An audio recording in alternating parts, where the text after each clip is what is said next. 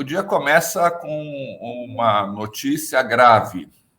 Ontem à noite, numa entrevista coletiva, o Donald Trump anunciou que vai concretizar a ameaça de elevar os tributos, as tarifas de importação sobre produtos de muitos países. Olha a cara de bravo, ele faz questão, né?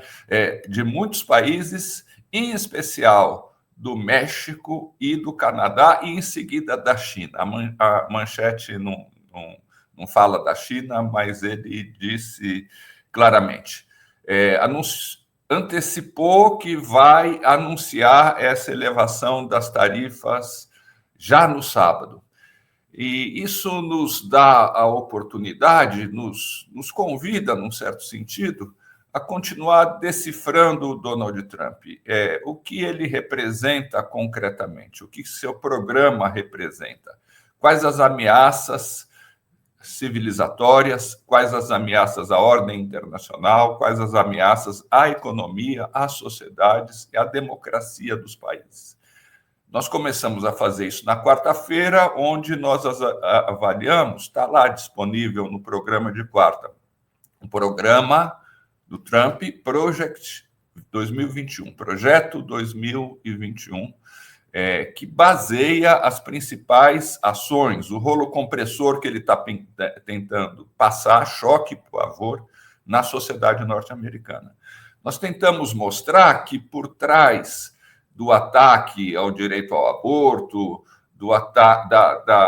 da repetição do fundamentalismo que o Glaucon analisou ontem por meio da audiência do Robert Kennedy Jr., possível secretário de saúde, existe um objetivo principal. Essas medidas servem como uma espécie de apelo à torcida, de cortina de fumaça. Mas por trás disso está um projeto mais profundo, mais retrógrado, que é eliminar, reduzir ao máximo os programas sociais do Estado norte-americano e a atuação do Estado norte-americano na economia. Nós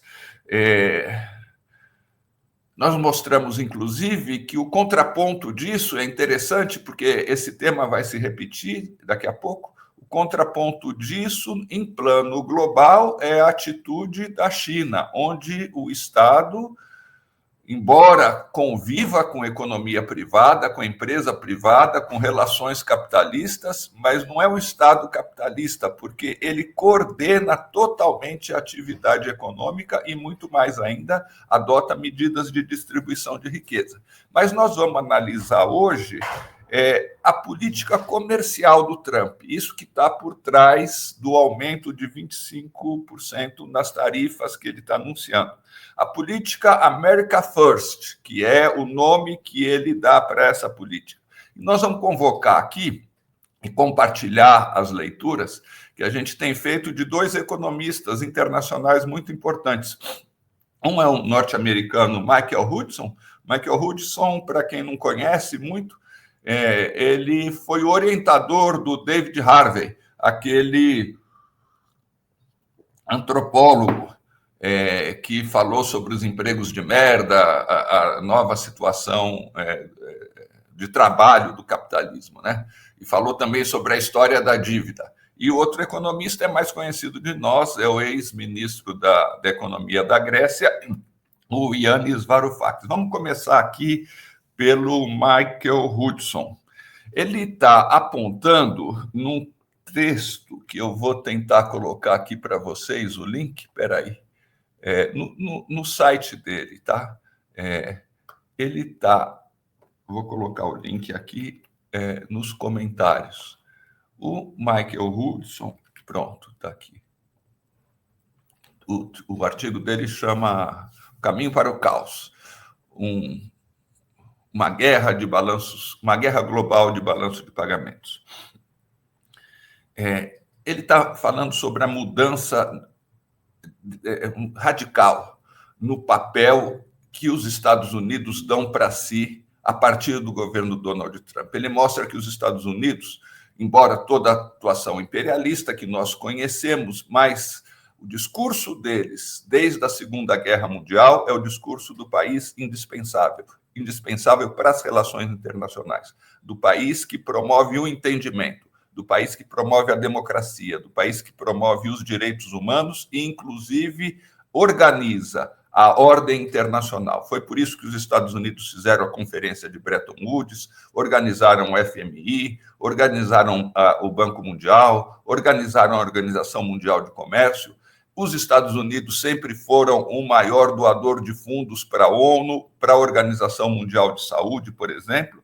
Nós sabemos que tudo isso embute uma hipocrisia, porque por trás desse discurso os Estados Unidos jamais deixaram de exercer o seu hegemon e a sua tentativa de imperar sobre a ordem mundial, como ficou claro cada vez mais fortemente nos últimos tempos, com as guerras, série de guerras simultâneas, etc. Mas agora, diz o Michael Hudson, até esse verniz de multilateralismo se desmancha, porque agora é America First.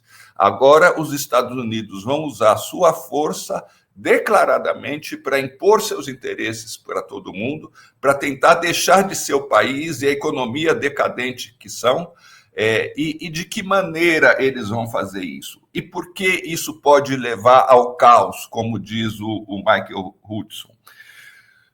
Ele está argumentando, Michael Hudson, que, primeiro, os Estados Unidos não querem abrir mão do seu privilégio de ter a moeda do mundo, a moeda em que se realizam ainda hoje, a partir das tentativas da China e do BRICS, se realiza ainda hoje a maior parte das transações comerciais e financeiras internacionais. A moeda na qual a maioria dos países, inclusive a própria China, tem as suas reservas.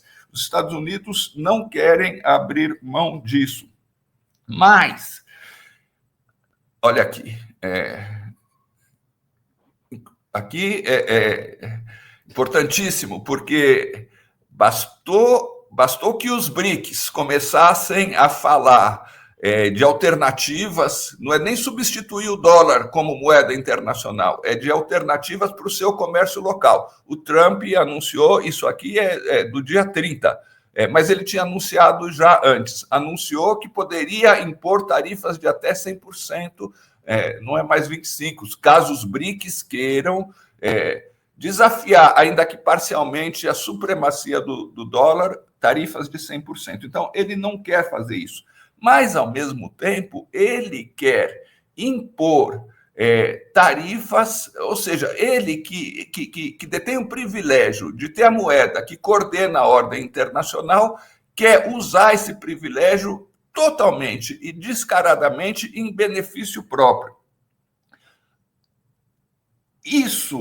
Quais as consequências disso? E a gente precisa olhar com muito carinho e com muita atenção para o caso do México. O caso do México é exemplar, porque no período da globalização e no período do Acordo de Livre Comércio da América do Norte, o México voltou totalmente a sua economia para os Estados Unidos. Nós vimos outro dia, inclusive, como a China instalou empresas no México para driblar a guerra comercial que os Estados Unidos já adotaram contra ela. Aqui está a presidente Claudia Sheinbaum, quando ela zomba do Trump, que o Trump queria mudar o nome do Golfo do México, ela falou, não, vamos mudar o nome dos Estados Unidos para América Mexicana. Ela tem adotado uma atitude muito digna e muito valente diante das ameaças do México, do Trump. Mas o México exporta 79% das exportações mexicanas vão em direção ao México. Então, a imposição de tarifas vai provocar um problema dramático, porque vai paralisar, em grande medida, todo esse setor de indústria mexicana que foi criado, baseado no acordo que ainda está em vigor, o acordo de livre comércio entre os Estados Unidos e o México. Então, o Trump quer anular, quer rasgar esse acordo. Além disso, O México pode sofrer mais ainda, e viva a Cláudia Sheinbaum, e vamos acompanhar a ação dela, porque os mexicanos nos Estados Unidos transferem para o México 65 bilhões de dólares por ano. Então, ele pode ser ferido de várias maneiras. Mas nós vamos ver nessa nova imagem aqui que não é um problema simplesmente mexicano, é um problema da grande maioria dos países do Sul. O Brasil, nesse sentido, é uma exceção. Aqui está um texto na revista Truffaut.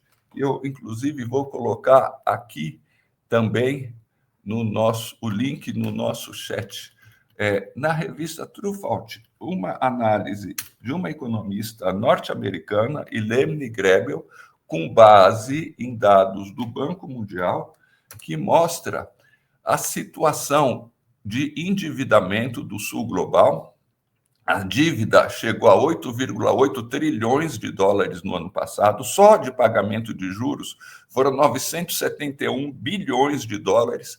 Tem diversos países que estão numa situação muito precária, e a atitude do Trump de elevar as tarifas, de dizer que vai rebaixar drasticamente os impostos pagos pelas empresas estrangeiras nos Estados Unidos, tende a elevar o dólar e tornar essa dívida impagável praticamente. Nós vimos no Brasil o que a elevação do dólar, nós que temos reservas internacionais, mas já provocou no preço dos alimentos. Tem países que são muito mais endividados, muito mais comprometidos no seu balanço de pagamento. Bom, diz essa matéria, é uma entrevista da economista Helene Grebel, que está em gestação uma crise financeira e uma crise cambial dos países do sul do planeta, pior do que a crise dos anos 1980, que levou a uma série de moratórias. Nós vamos acompanhar esse assunto aqui em outra manhã. Quais as alternativas? O Michael Hudson, é claro, está aqui no trechinho que a gente vai mostrar também.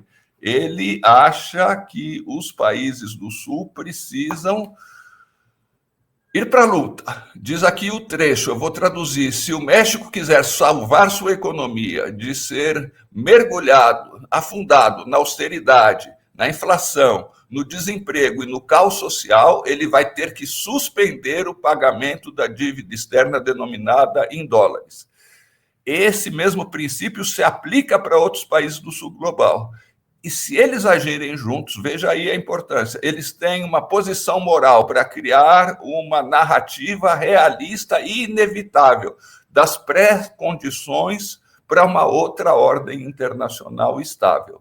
As circunstâncias estão forçando o mundo para romper com a ordem internacional centrada no dólar. E aí entra, por fim, o Yanis Varoufakis, dizendo o seguinte, isso são países individualmente, o que os países podem fazer? É a suspensão do pagamento. O Yanis Varoufakis, num texto publicado em outras palavras, ele diz como isso poderia levar a uma outra ordem internacional. Eu vou fazer questão de ler aqui, porque diz respeito muito a um problema de enorme relevância. Parece muito improvável que o Donald Trump consiga alcançar seus dois objetivos, reduzir o déficit comercial e manter o privilégio exorbitante do dólar. E aí vem o principal. A grande questão para 2025 e além diz respeito ao dilema da China. China, de novo. Pequim decidirá manter-se estática, ganhando tempo até que as contradições internas dos Estados Unidos se desenrolem, ou Pequim fará a escolha que ainda não fez. O governo chinês ainda não tomou uma decisão, e penso que fará isso em algum momento, converter a área dos BRICS em uma nova versão de Bretton Woods. E aí ele conclui, assim como Bretton Woods tinha em seu centro o dólar norte-americano, a área dos BRICS teria o yuan como moeda central, com taxas de câmbio mais ou menos fixas entre a moeda chinesa e as demais, e com o objetivo de reciclar os superávites comerciais da China, dentro da área dos BRICS. Esse seria o maior e mais letal perigo para o privilégio exorbitante do dólar. Com isso, a gente conclui Vamos acompanhar esse tema e vamos concluir com o que o próprio Varoufakis está dizendo. Essa ainda não é uma decisão tomada. As coisas acontecerão em 25. Fiquem bem. Fiquemos bem aqui com você, Glauco.